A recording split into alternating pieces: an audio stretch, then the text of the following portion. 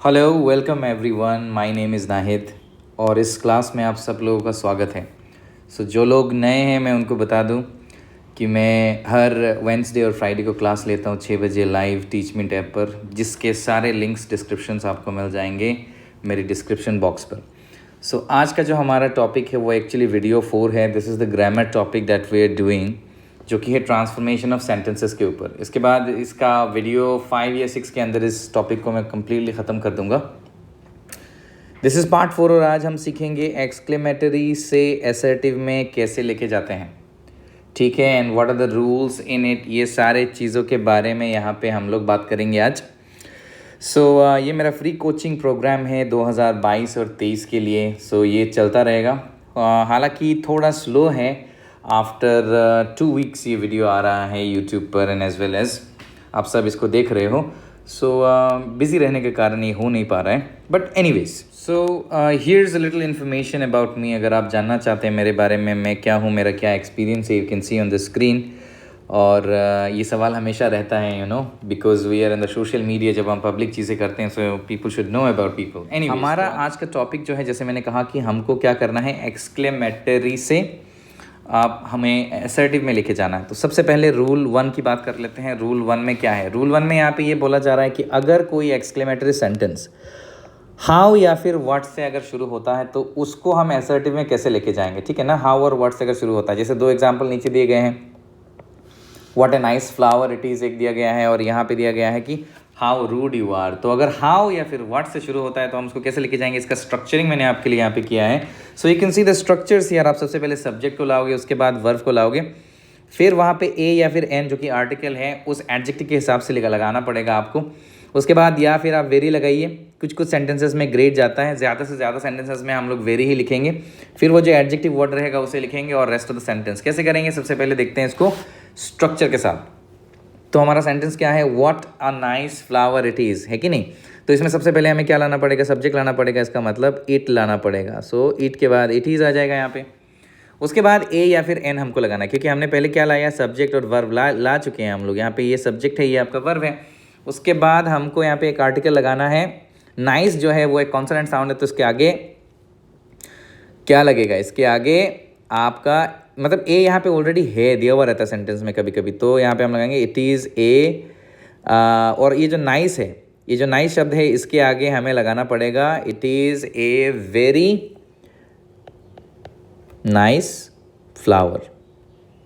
उसके बाद आपको फुल स्टॉप दे देना है। ये आपका सेंटेंस असर्टिव में हो गया। तो एग्जाम में ये कैसे आएगा, एग्जाम में ऐसे आएगा जैसे ये सेंटेंस आपका दिया हुआ है, what a nice flower it is, bracket में दिया होगा turn into assertive without changing the meaning. हमने इसका मीनिंग नहीं बदला है, लेकिन हमने इसको एक्सक्लेमेटरी से असर्टिव में लेके चले गए। ये आपका 1 से 2 मार्क का आ सकता है, कभी कभी बहुत टफ आ जाता है। इसके लिए हमको हर वो रूल करके जाना है, because here I am talking about getting good marks, you know. आपको अच्छे मार्क्स लाने हैं ताकि आपके जो साइंस है या कॉमर्स है, आप, क्योंकि ये सब सब्जेक्ट्स जो होता है स्कोरिंग होता है और आपका परसेंटेज हाइक करने में मदद करता है। एनीवेज, दूसरा जो है वो है हाउ रूड यू आर। इसमें आप क्या करेंगे, यू आर को सामने ले आएंगे, क्योंकि आपको सब्जेक्ट और वर्ब को सामने ले आना है। उसके बाद यहाँ पे ए लगाने की कोई ज़रूरत नहीं, इसमें नहीं है। सिर्फ वेरी लगाएंगे आप, जो एडजेक्टिव है रूड उसके सामने। आप लिखेंगे यू आर वेरी रूड, तो ये हो गया आपका असर्टिव में। तो बहुत ही आसान है। इसी तरह से अगर व्हाट ए ब्यूटीफुल हाउस आए, या फिर how magnificent this road is, या फिर how interesting the teacher is, इस तरह से अगर आए तो आप उसको कर सकते हैं। तो मुद्दे की बात यह है, आपका जो असर्टिव मतलब आपका जो एक्सक्लेमेटरी सेंटेंस रहेगा, हाउ या फिर व्हाट से अगर होगा तो आपको ये वाला स्ट्रक्चर फॉलो करना है। होपफुली ये क्लियर है। हम लोग आगे बढ़ते हैं, क्योंकि वीडियो को ज़्यादा लंबा नहीं करना है। रूल 2 में हमें क्या देखने को मिलता है, रूल 2 में हमें ये देखने को मिलता है कि अगर कोई एक्सक्लेमेटरी सेंटेंस के बिगिनिंग में हुर्रा आता है, या हुर्रे बोल लो इसको आप, जो कि क्या है, जो कि एक इंटरजेक्शन है, ठीक है ना। एलास, आ, आउच, वाव, ये सब की तरह ये भी एक इंटरजेक्शन है। तो आप क्या करोगे, अगर वो इंटरजेक्शन आता है तो उस वर्ड को चेंज करके आप लिखोगे it is a matter of Joy.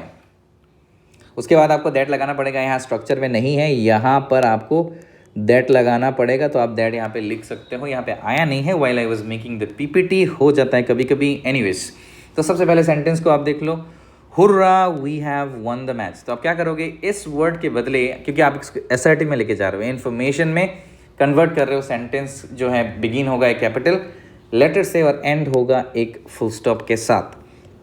तो सबसे पहले हम लोग क्या लिखेंगे, it is a matter of Joy. इस बात को यहाँ पे लिख लेंगे, ये हमको पता है क्योंकि मैंने यहाँ पे स्ट्रक्चर पे इस चीज़ को लिख के रखा हुआ है। So it's a matter of Joy. उसके बाद हम लोग दैट लगाएंगे और फिर सेंटेंस में क्या लिखा हुआ है, स्ट्रक्चर में क्या लिखा हुआ है, रेस्ट ऑफ द सेंटेंस। तो इसका मतलब जो भी है यहाँ पे we have won the match, it is a matter of joy that. उसके बाद ये जो we have won the match इसको हम यहाँ पे लिख देंगे, तो हमारा ये असर्टिव में ट्रांसफॉर्म हो जाएगा। और ये देखो ये ट्रांसफॉर्म हो गया। तो एग्जाम में ये आएगा, तो बाजू में ये लिखा होगा कि टर्न इट इनटू क्या, इनटू असर्टिव। एक्सक्लेमेटरी से असर्टिव में लेके जाना तो ऐसे करना है, और अगर असर्टिव से बोले एक्सक्लेमेटरी में तो ऊपर वाले के जैसे लेके जाना है। तो वाइस वर्सा दोनों तरह से हमको इस चीज़ को सीखना है। तो सेकंड वाला आप देखो इसको कैसे करोगे, hurrah I got the first prize, बात सेम ही है। तो आप क्या करोगे, इट इज़ ए, आप क्या लिखोगे, मैटर ऑफ जॉय। उसके बाद आपको दैट लगाना है और फिर रेस्ट ऑफ द सेंटेंस जैसा है वैसा ही डाल देना है, आई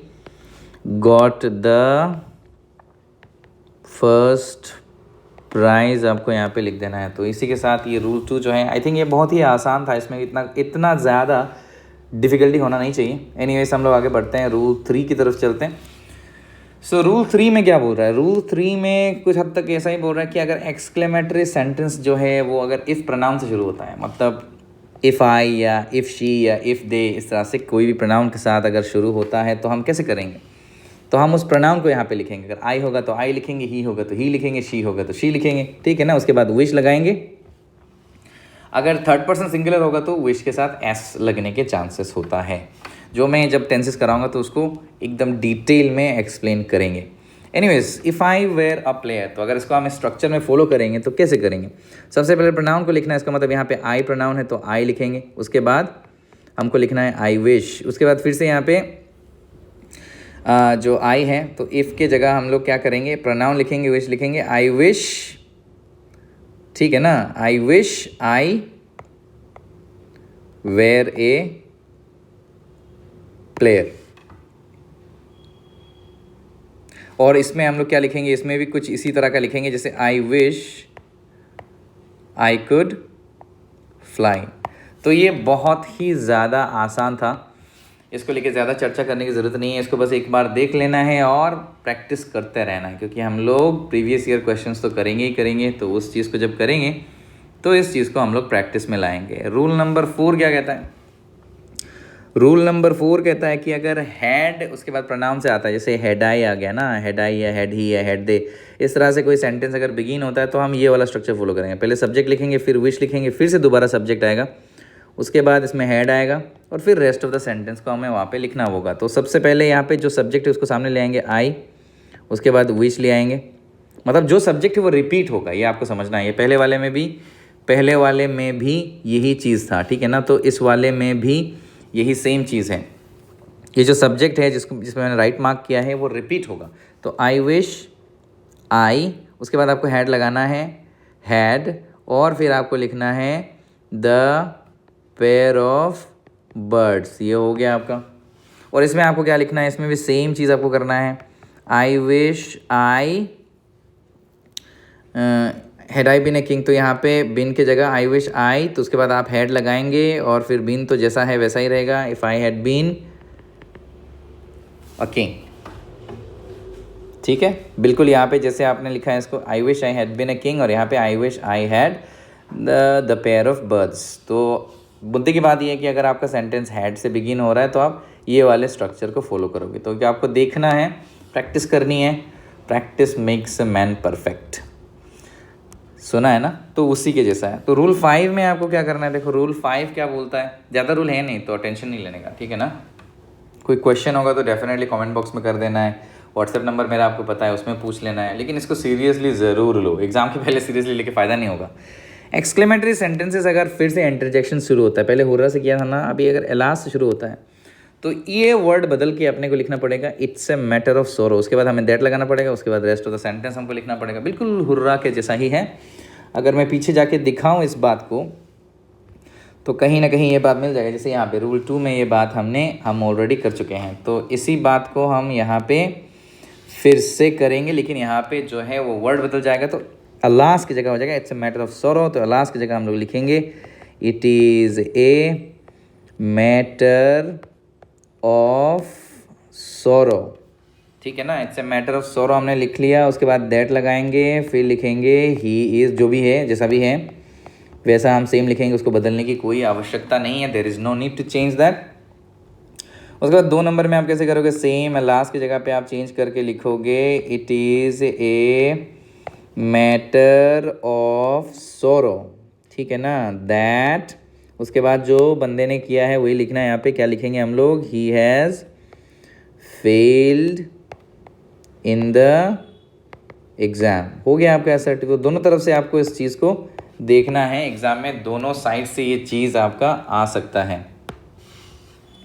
रूल नंबर 6 क्या कहता है आपको, रूल नंबर 6 आपको ये कह रहा है कि अगर फ़ी, बिल्कुल पहले के वाले के जैसा, अगर फीस शुरू हो रहा है तो ये शेमफुल चीज़ों को रेफ़र करने के लिए फ़ी हम बोलते हैं, तो उसमें क्या होगा आपका, इट इज़ शेमफुल होगा, उसके बाद दैट लगेगा, सेम चीज़ है।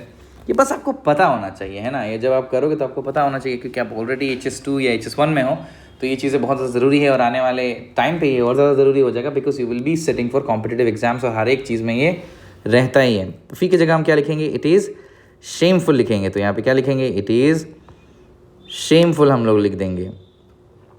उसके बाद हम लोग दैट लगाएंगे, और फिर ये जो हिस्सा है, he can not tolerate the poor, ये मैं पूरा नहीं लिखूंगा, he can not tolerate the poor, ये हम इसमें लिख देंगे, तो ये असर्टिव हो जाएगा। नीचे वाला भी सेम है, he does not respect his seniors, तो यहाँ पे इस जगह पे हो जाएगा इट इज़ शेमफुल, तो ये आपने लिख दिया। उसके बाद आपने दैट लगाया, और फिर फी के बाद जो भी हिस्सा यहाँ पे है इसको यहाँ पे लिख देना है, ही डजन, उसके बाद रिस्पेक्ट हिज सीनियर्स को यहाँ पे आपको लिख देना है। तो ये भी याद रखने में आपको ज़्यादा डिफ़िकल्टी नहीं होनी चाहिए। होपफुली ये क्लियर है आपका। बहुत ही जल्द मैं लाइव क्लासेस लूँगा, तो आपके डाउट्स जो हैं सीधे सीधे ले सकते हैं। इंटरनेट का बहुत ही बड़ा झमेला चल रहा है। एनीवेज, आगे चलते हैं, रूल नंबर 7 को देखते हैं। रूल नंबर 7 क्या है, ये कहता है कि अगर वुड दैट से सेंटेंस स्टार्ट होता है तो आपको क्या करना है, सब्जेक्ट लाना है, विश लाना है, रेस्ट ऑफ द सेंटेंस को डाल देना है। तो इसका मतलब सब्जेक्ट यहाँ पे क्या आएगा, आई आएगा आपका, आई, उसके बाद विश, उसके बाद फिर से सब्जेक्ट आएगा, वो उसी की तरह रिपीट होगा, आई wish I could be a player. ये बस हो गया, ये आपका असर्टिव। और ये है would that I could be A player, तो यहाँ पे इन दोनों में साइन ऑफ एक्सक्लेमेशन होगा, दिया नहीं मैंने हड़बड़ी में। Would that I could be a child, लेकिन तो इसमें भी सेम चीज़ रहेगा, आई wish I could be a child again. तो इसमें ख़ास कुछ है नहीं, इसमें भी आपको क्या करना है, ये वाला जो स्ट्रक्चर है इसको आपको क्या करना है, याद रखना है। अगर आपको याद रहेगा तो ये बहुत ही आसानी से हो जाएगा। ऐसे करते करते हम लोग लास्ट रूल की तरफ आ गए हैं, और ये हमारा लास्ट रूल है। लास्ट रूल क्या कहता है कि अगर एक्सक्लेमेटरी सेंटेंस शुरू होता है ओ दैट से, तो क्या करेंगे आप, सब्जेक्ट लिखेंगे, विश लिखेंगे, रेस्ट ऑफ द सेंटेंस लिखेंगे। जैसे यहाँ पे हम लोग ओ दैट की जगह क्या लिखेंगे,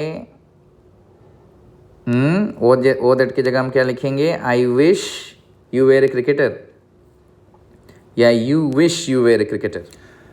तो हाँ, इसमें भी आई ही होगा, तो अगर आई होगा तो उसके साथ हम लोग क्या लिखेंगे, आई विश, उसके बाद ये जो जैसा है वैसे ही लिखेंगे, यू वेर ए क्रिकेटर। तो ये असर्टिव में हो गया। इसमें भी सेम लिखेंगे, ओ दैट आई, तो इसमें हम क्या लिखेंगे, I wish I were a poet, ठीक है। तो इसमें ज़्यादा कुछ है नहीं, इसको इसीलिए इस चीज़ को मैंने बहुत ही ज़्यादा शॉर्ट रखा है, सो दैट आप इसको बहुत अच्छे से समझ जाएं। तो ये सारे जो रूल्स इनको आप एक बार देख लेना डेफिनेटली, एग्ज़ाम के पहले जब भी एग्ज़ाम के कोर्स में आएगा रहेगा, तो आप इसको एक बार ज़रूर देख लेना।